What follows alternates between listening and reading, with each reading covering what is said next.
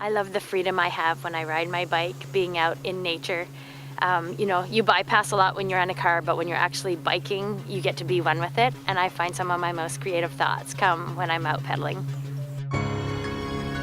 I love how you could jump on ramps and you could bike down trails. I ride all over Essex County. Essex County is one of the most beautiful places in the world to ride because the roads are open and clear and in good shape. The weather's good and the roads are flat. In this area, one thing about bike riding is you can do most of it biking all year round. It's, I think of it like the Netherlands of North America because it's flat. Rather than being in my car and unaware of what's going on around me, my bike allows me to meet my neighbors. It allows me to see directly what's going on in my neighborhood and around the streets, around my community. It's just a great way to get around and do the things that I would otherwise do in my car. I like to do them on my bike. You can do it whether you're a kid that's just 6 or 7 years old, you know, and getting out there. Or last week we were in an event and we saw someone who was 86 years old. And so this, you know, it just ranges. So no matter what your age is, there's a bike for you. I love my bikes. I like exploring the city and the community that I live in. I like traveling with my bikes and exploring other cities on my bikes. I have different bikes for different adventures. My bike is my car. I use it every day. When I get on my bike and I start riding, I feel like a kid. And I think one of the most important events of someone's life is when they learn how to ride a bike, and people forget that. It's my one go-to get anywhere machine.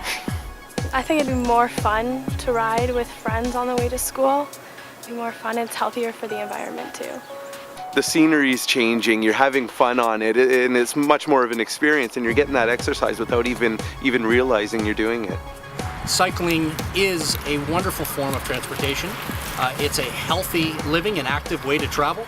And what we need to do is build better facilities and amenities to take on all the new cyclers.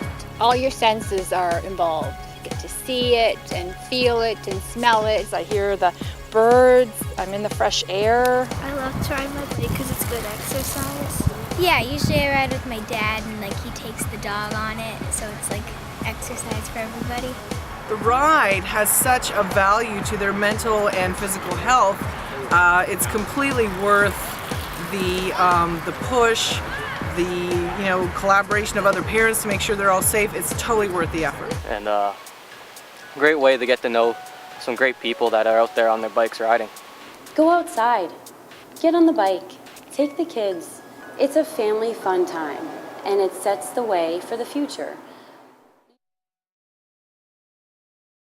Même la première fois qu'une jeune monte à vélo, il ne s'en prend pas de mesures pour protéger s'il n'est pas prudent. Il pourrait se blesser à la tête. Ça peut avoir des effets néfastes à long terme et il se peut même qu'il ne reprenne jamais conscience. Ce n'est pas sorcier. Tu ne veux pas une commotion cérébrale. Tu ne veux pas fracturer ton crâne et subir de telles blessures. Ton cerveau est la partie la plus importante de ton corps. C'est pour cette raison que les gens portent des casques quand ils font des activités dangereuses. Les soldats et les travailleurs de construction et toutes sortes de personnes les portent pour se protéger. Et quand tu montes à vélo, c'est dangereux aussi. Donc, il faut porter un casque. Man, je me suis frappé l'arrière de la tête et je me suis fracturé le crâne. Je pense que ma blessure a nécessité 13 points de suture. Et c'était un avertissement pour moi. Et j'ai pris conscience que je devais commencer à porter mon casque. Tu pourrais subir une blessure au cerveau qui pourrait t'empêcher de faire toutes les choses que tu aimes.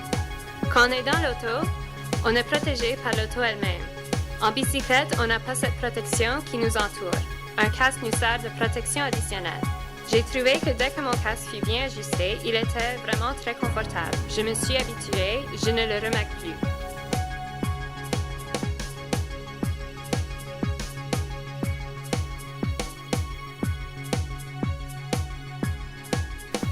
Deux, 21.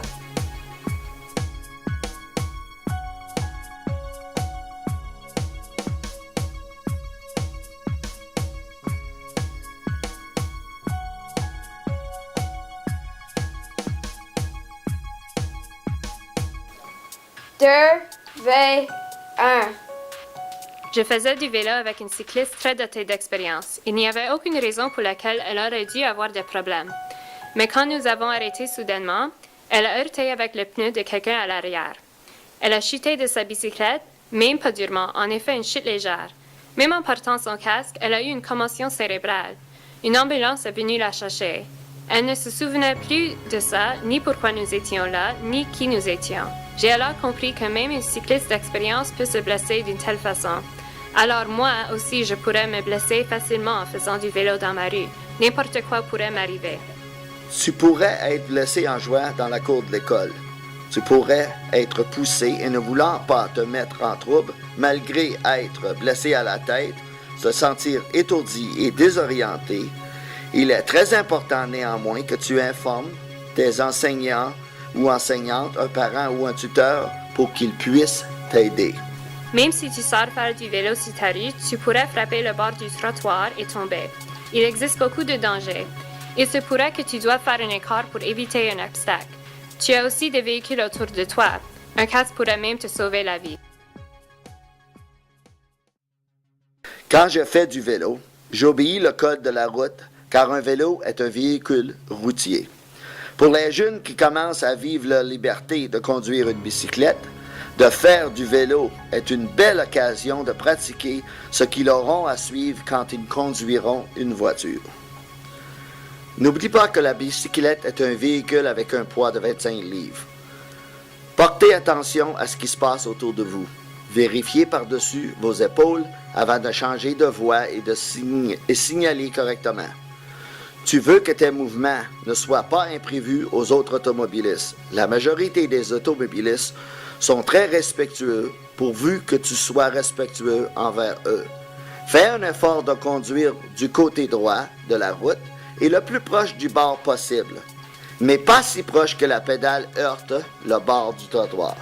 Donc, ce que tu fais en vélo est ce que tu feras dans le futur quand tu conduiras une auto. Si tu maîtrises ces compétences en faisant du vélo maintenant, apprendre à conduire une auto sera beaucoup plus facile parce que tu sauras déjà les règlements de la circulation. Ne conduis pas sur les trottoirs. Les trottoirs sont pour les piétons. De plus, si tu conduis ton vélo sur les trottoirs, les automobilistes auront de la misère à te voir. Ils auront moins de temps à réagir à ta présence. Donc, il est mieux de conduire sur la route pour être sur leur champ de vision. Ils auront plus de chances à te voir et ils auront moins de chances que tu te fasses heurter par une voiture en émergeant derrière un arbuste ou un obstacle. On ne s'attend pas à ce que les enfants apprennent à faire du vélo sur l'autoroute Easy Road. Le seul moment que tu devrais conduire sur le trottoir est quand tu apprends à conduire un vélo. Et ceci sous la supervision de parents ou tuteurs qui devront s'assurer que tu as appris à bien le faire. Mais une fois que tu as appris à conduire ta bicyclette et que tu deviens indépendant, c'est important que tu fasses la transition à conduire ton vélo sur la route et que tu suives les règlements du code de la route. En effet, ça fait partie de la transition vers l'âge adulte où tu auras l'occasion de conduire une voiture. Je sais qu'il y a des malentendus quant à la direction sur la route que nous devrions conduire notre bicyclette. Un vélo est un véhicule routier, donc il faut le conduire dans le même sens que les autos. Je fais un effort de prendre des routes moins fréquentées et qui me sont plus familières. Je remarque qu'il y a beaucoup plus de bicyclettes sur les routes. Ça sensibilise les automobilistes au cyclisme. C'est un peu angoissant de conduire son vélo dans la rue, mais tu ne peux pas conduire sur les trottoirs. C'est illégal, à moins que tu sois très jeune. Il suffit simplement de savoir que les automobilistes te donneront l'espace nécessaire. Si tu fais du vélo la nuit, mets un phare sur ta bicyclette pour que les gens puissent te voir et pour que tu ne te fasses pas frapper par une auto. Tu dois obéir les panneaux de signalisation comme tout autre véhicule. Tu as le même danger que les autos. Tu partages la route avec eux. Tu dois toujours porter un casque car tu pourrais tomber. Si tu portes un casque, tu ne te feras pas mal. Tu devrais aussi porter des chaussures fermées. Une bonne façon de s'entraîner et d'acquérir plus de confiance en soi-même est de faire du vélo sur les sentiers à travers de Windsor et du comté d'Essex. Cela renforce tes habiletés. Il faut être confiant parce que quand on conduit sur la route, il faut porter attention à tout, à ce qui se passe alentour de nous-mêmes.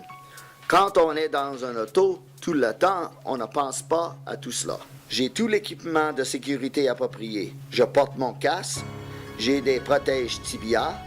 Même si vous ne pouvez pas les voir, ils sont sous mes pantalons.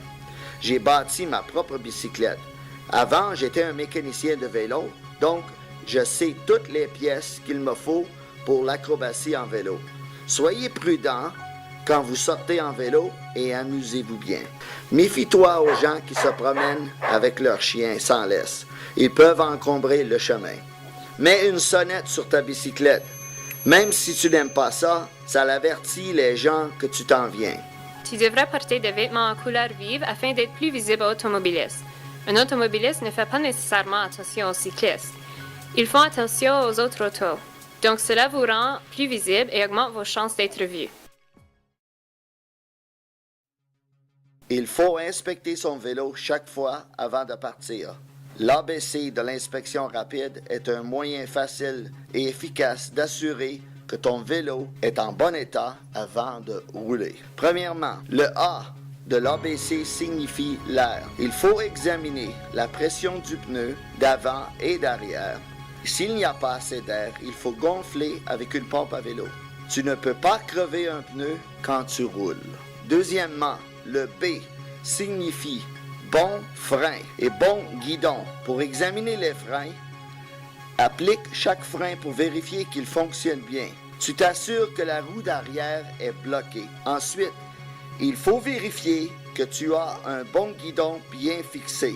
S'il bouge ou se sépare de la roue d'avant, ça pourrait causer un problème grave de conduite. Si tu heurtes un obstacle, soudainement, ton guidon pourrait aller dans un sens, tes roues dans un autre et toi dans un troisième sens. Troisièmement, le C signifie chaîne. Vérifie que ta chaîne soit propre et bien huilée. S'il n'y a aucune saleté, que ce soit dans la chaîne, il faut le nettoyer. Il y a des outils spéciaux pour ça, mais tu peux utiliser une guenille et une brosse à dents. Assure-toi que la chaîne est bien huilée. Finalement, le D signifie démontage rapide. Si tu as une bicyclette équipée de roues à démontage rapide, vérifie que les deux roues sont sécuritaires. Cette bicyclette n'a pas des roues de démontage rapide, donc il n'est pas nécessaire de la vérifier. Je veux mentionner un outil additionnel que j'aime apporter avec moi quand je fais du vélo.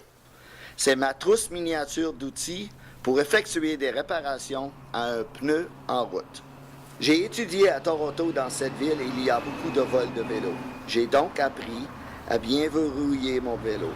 Il faut enlever la roue d'en avant et la verrouiller avec la roue d'en arrière et le cadre et le support du vélo.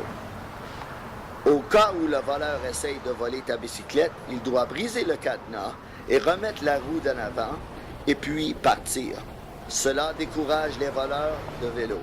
Je préfère aussi utiliser un cadenas en forme de U. Ils sont plus durables que les cadenas câbles et les cadenas à chaîne. Ils sont aussi plus difficiles à briser et ils offrent un peu plus de protection.